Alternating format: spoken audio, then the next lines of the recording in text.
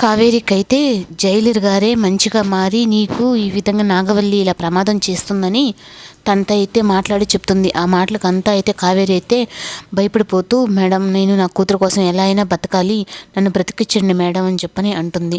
కానీ సత్యం అయితే తన చెల్లెలే కదా, నా చెల్లెలే కదా, కానీ ఎందుకు ఇలా మారిపోయింది అని చెప్పని ఆలోచిస్తూ ఉంటాడు. కానీ కావేరి మాత్రం నేను ఇలా ఉంటేనే మీ అందరూ సేఫ్గా ఉంటారు అన్నయ్య అని చెప్పని తను అనుకుంటుంది. అప్పుడు చిన్ని అలాగే సత్యం అయితే కావేరితో గడిపిన క్షణాలన్నీ గుర్తు చేసుకుంటూ ఇద్దరు రోడ్డు మీద అయితే వస్తూ ఉంటారు. ఈ లోపలైతే ఇంకా కావేరి గురించి ఆలోచిస్తూ నా చెల్లెలు నన్ను గుర్తుపట్టకుండా ఉండడం ఏంటి, ఎందుకు ఇలా ప్రవర్తిస్తుంది అని చెప్పని తను ఆలోచించుకుంటూ వస్తూ ఉంటే తనైతే కళ్ళు తిరిగి అక్కడ పడిపోతాడు. ఈ లోపలైతే చిన్ని అయితే ఇంకా అందరినీ పిలుచుకొని మా మావయ్య పడిపోయాడు, తన్ని హాస్పిటల్కి తీసుకెళ్ళాలి రండి అని చెప్పని అందరినీ అడుగుతూ ఉంటుంది. మామయ్యకి మా అమ్మ ఇలా మారిపోయిందనే తెలిసే సగం బాధగా ఉన్నట్టుందని చెప్పని అనుకుంటూ ఉంటాడు.